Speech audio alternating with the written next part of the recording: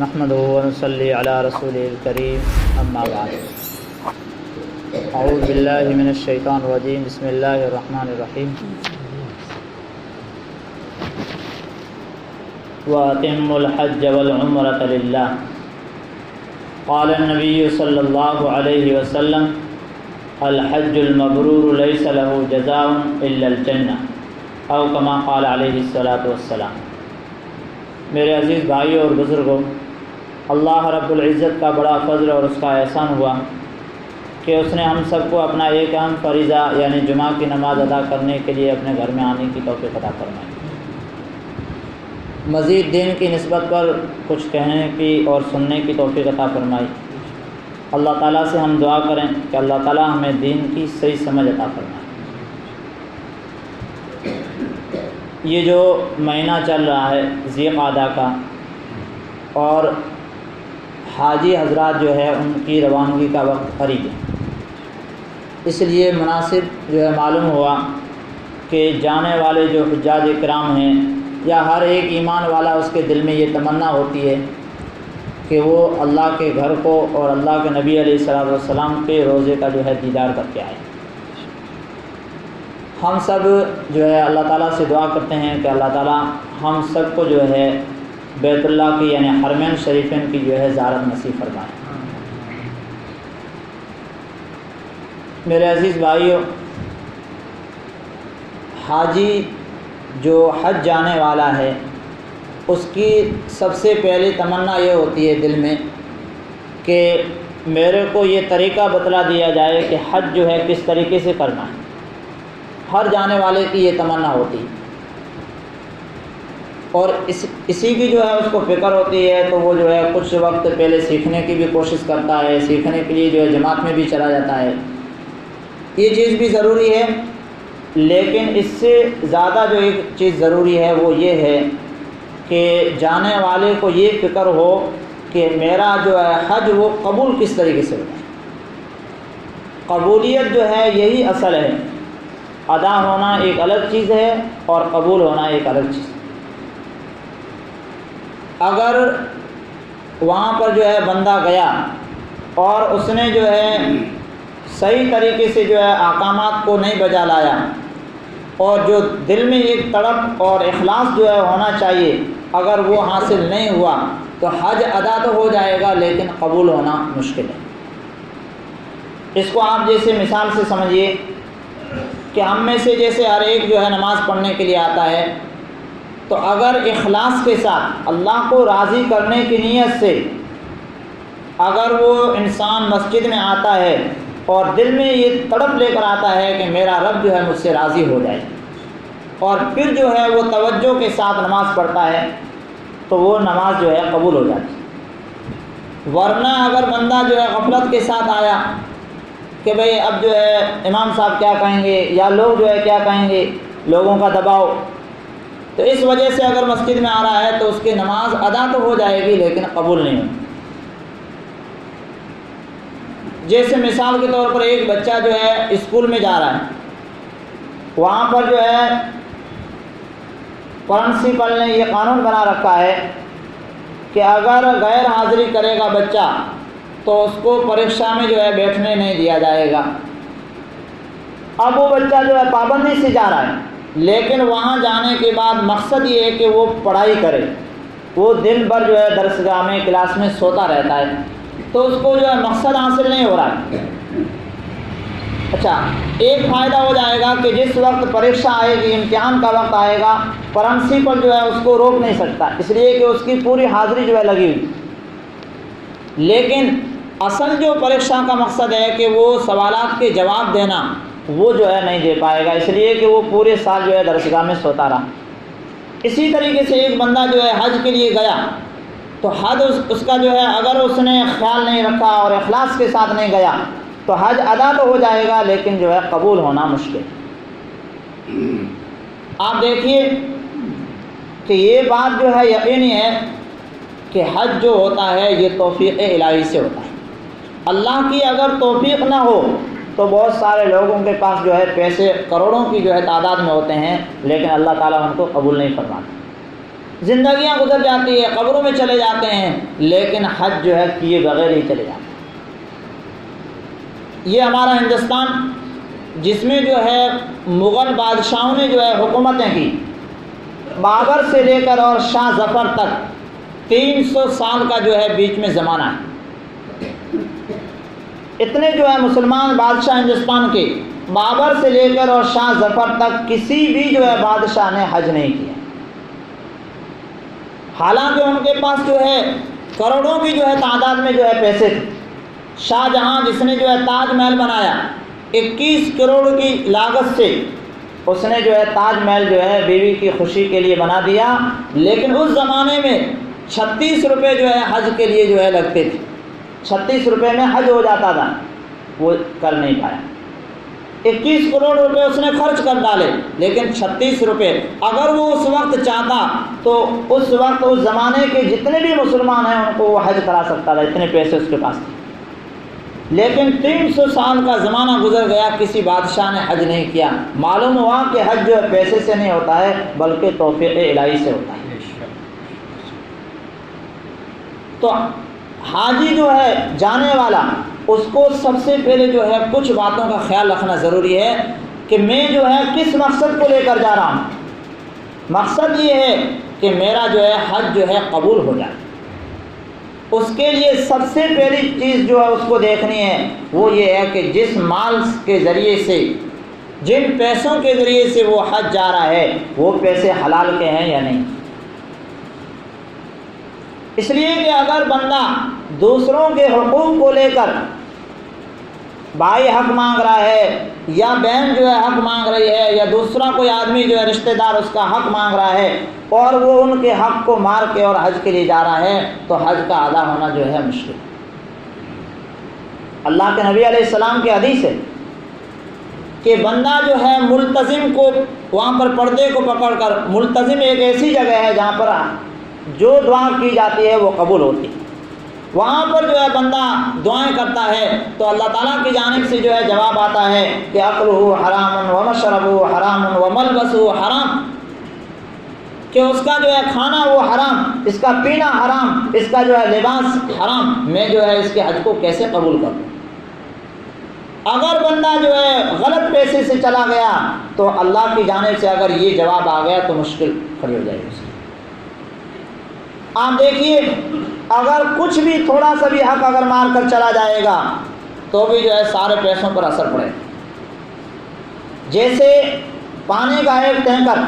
اگر بھرا ہوا ہو اور اس میں پیشاب کے 2-3 قطرے اگر گر جائے، 2-3 ہی نہیں بلکہ ایک بھی قطرہ اگر گر جائے تو پورے پانی کے اوپر حکم لگے گا کہ وہ پانی ناپاک ہو جائے۔ حالانکہ ایک قطرہ جو ہے کیا معنی رکھتا ہے، ادھر جو ہے پورا ایک ٹینکر بھرا ہوا ہے، لیکن اس گندگی کا اثر یہ ہوا کہ وہ پورا پانی جو ہے ناپاک ہو گیا۔ اسی طریقے سے اگر غلط پیسہ اگر ہم نے کسی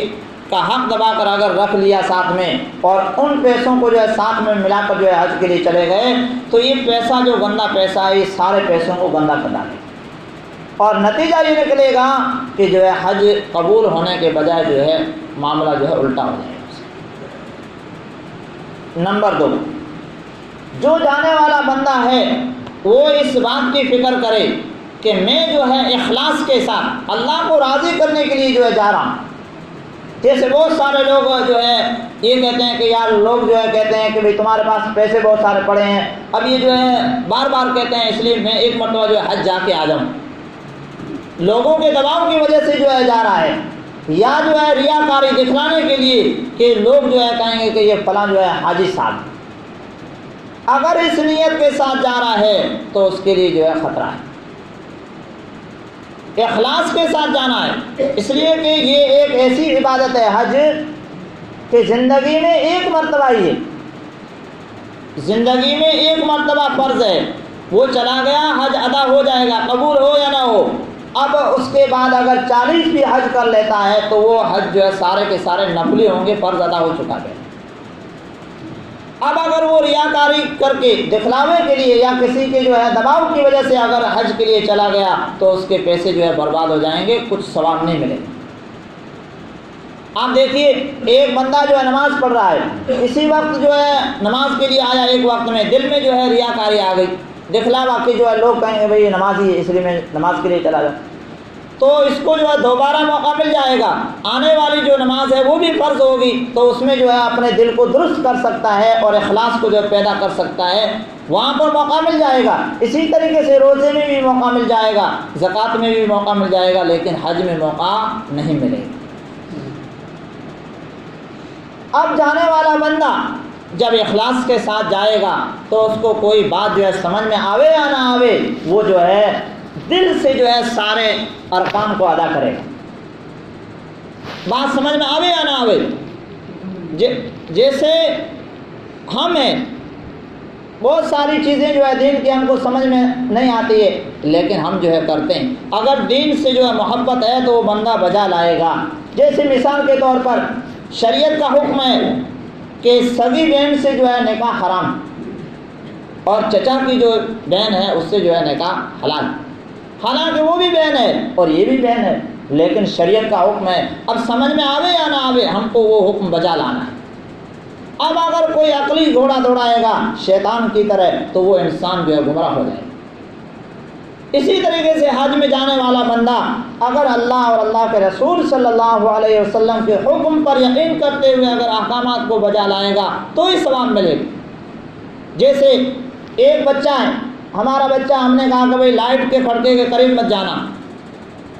اب بچے کو نفع اور نقصان کا پتہ نہیں ہے، جب تک جو ہے وہ اس سے بچتا رہے گا باپ کی اطاعت اور فرما برداری کا ثواب اس کو ملتا رہے گا۔ ایک مرتبہ اس بچے نے جو ہے کھٹکے کو ہاتھ لگایا اور کرنٹ آ گیا، اب اس کو پتہ چل گیا کہ بھئی اس میں یہ نقصان ہے، اب اگر وہ بچہ رک رہا ہے تو اس کو باپ کی اطاعت کا ثواب نہیں ملے گا، بلکہ اس نے جو ہے نقصان کو وہاں پر پہچان لیا۔ بات سمجھ میں آ چکی ہے، پہلے بات سمجھ میں نہیں آئی تھی تو جو ہے ثواب زیادہ مل رہا تھا، اب جو ہے اس کو ثواب نہیں ملے گا۔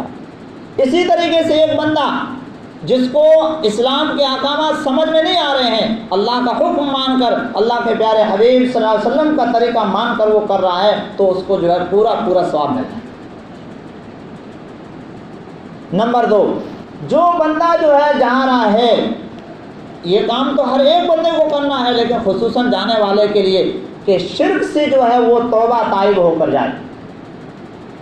کہ کرنے دھرنے والی ذات جو ہے اللہ ہی کی ہے، دنیا کی ساری طاقتیں جو ہے اللہ کے سامنے باطل ہے، کسی کا حکم نہیں چلتا ہے، اللہ ہی کا حکم چلتا ہے، ان الحکم الا للہ، کہ بادشاہی اور حکم جو ہے اللہ ہی کا چلتا ہے۔ یہ جو ہے بات دل میں بیٹھانی پڑے گی۔ اگر اس نے جو ہے شرک کیا ہے تو وہ جو ہے شرک سے پاک ہو کر یہاں سے جائے،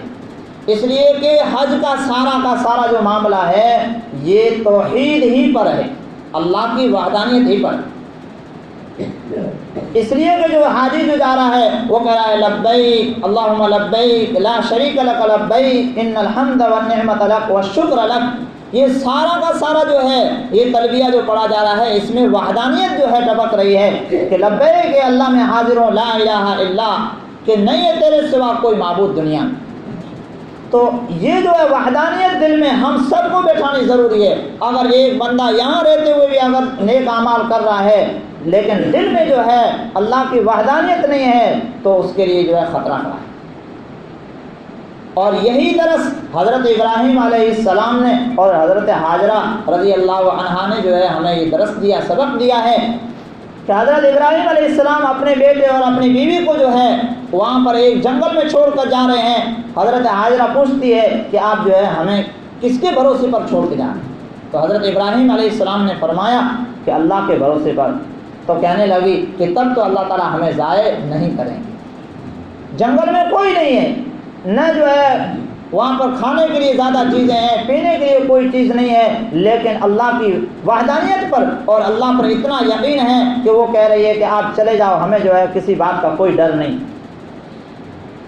اور یہی درس حضرت ابراہیم علیہ السلام نے اس وقت دیا جب آزر نے جو ہے حضرت ابراہیم علیہ السلام کو جو ہے آگ میں ڈلوایا۔ حضرت جبرائیل امین جو ہے وہاں پر پہنچے اور جبرائیل امین کہنے لگے کہ میں آپ کی ہیلپ کے لیے، مدد کے لیے تیار ہوں۔ حضرت ابراہیم علیہ السلام فرما رہے ہیں کیا میرے رب نے آپ کو بھیجا ہے؟ تو کہنے لگے نہیں،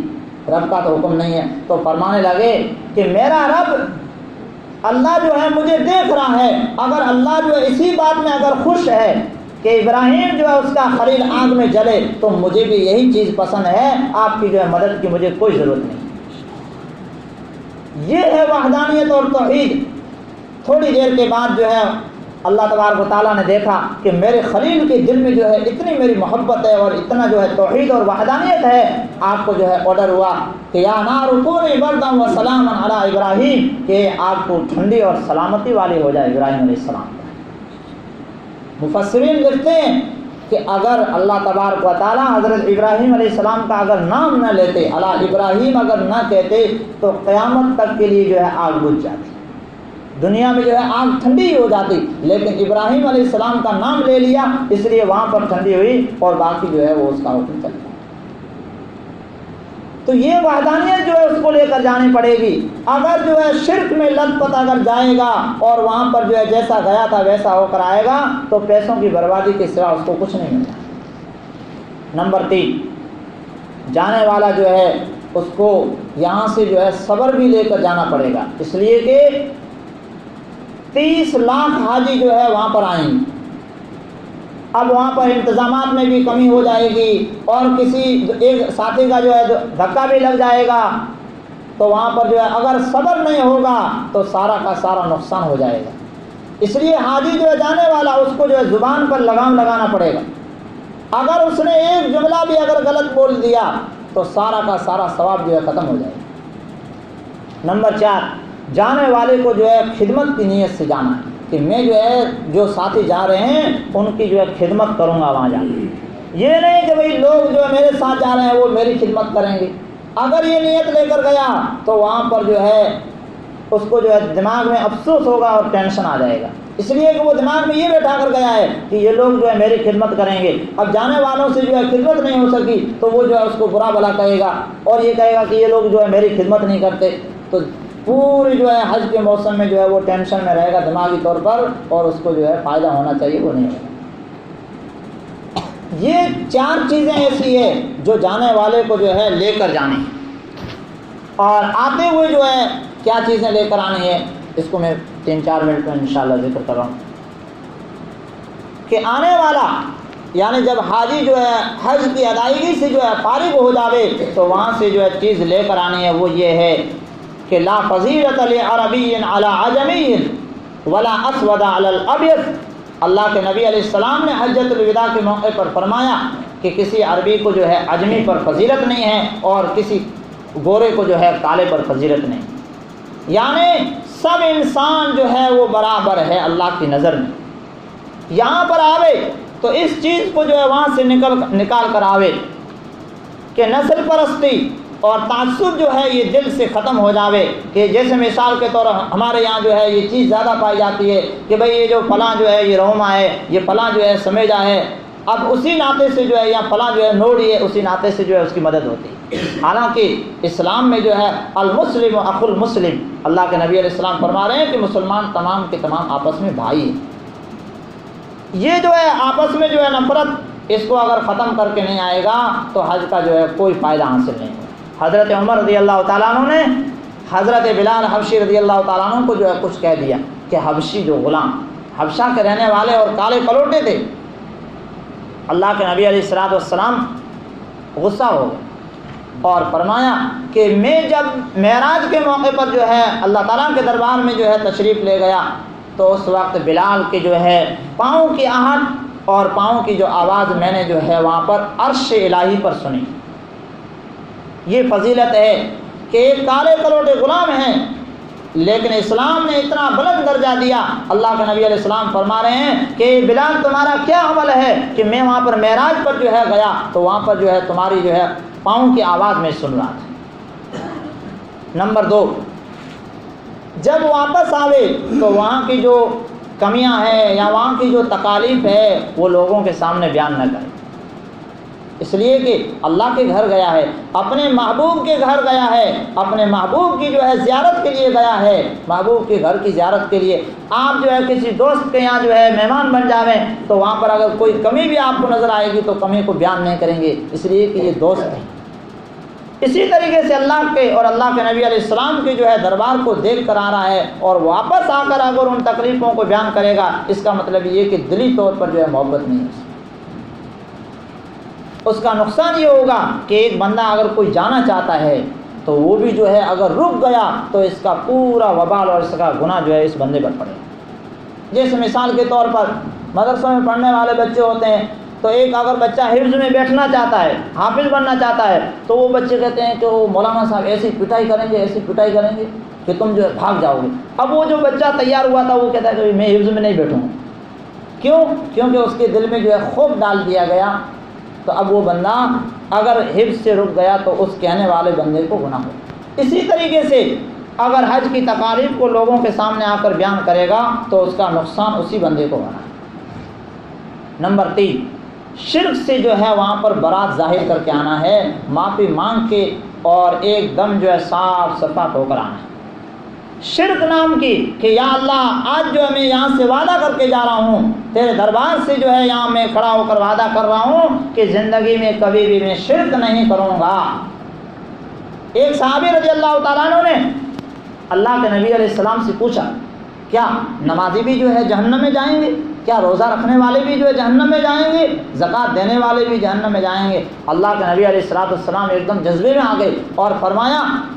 کہ ہر وہ بندہ جو ہے جنت میں جائے گا جس نے شرک نہیں کیا ہو۔ شرک جس نے نہیں کیا ہے وہ ہر بندہ جو ہے جنت میں جائے گا۔ اس لیے یہ چیزیں جو ہے اس کو ساتھ میں واپس لانی ضروری ہے۔ اگر نہیں لے کر آئے گا تو جانے کا جو ہے فائدہ ہونا چاہیے، وہ فائدہ نہیں ہوگا۔ اللہ تعالی ہم سب کو عمل کی توفیق عطا فرمائے۔